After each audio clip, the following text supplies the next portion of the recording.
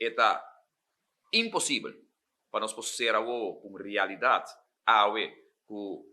nossa comunidade não pode viva. Ayer nós atende a trobe, riba banco nan, entre outros, que também pone outro interesse a trobe, outra cobrança arriba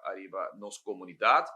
Mi não vai dentro de detalhes agora aqui para o nosso programa, tá atender que parte aqui, caminho que nós está abre a possibilidade, nós está visa que monopólio de banco nan Naruba tem que chegar a fim, mas se por abrir porta, nós põe o instrumento necessário junto com o Banco Central para criar competência de banco nan abrir porta para banco nan por abrir e competir a nível, se amanhã nós temos 10, 2 bancos na Aruba, so be it,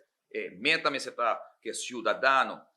tesum que está abrindo conta na banco, que está haya serviço e está haya melhor tarifa nan, e não maneira que está agora aqui nan, que está haya com certo momento, está sinti que lo que está rigi, está com o banco não está ser a cabeça junto e palabra naturalmente de gasto altíssimo com cada biata o ordo 3 dilante. Turai nós está abrindo corante, nós está página nan memei, caminho banco na Aruba que ganha certa 30 milhões, 40 milhões, 50 milhões de ganache para aia, para o povo se agora cobrar cada dia maneira de caso agora aqui nan com a tarjeta nan atrobe aumento, castigo a comunidade Aruba. Também riba parte do banco de nosso programa. Nós papia de introduzir uma lei que todo comerciante, todo gente que está fazendo comércio na Aruba,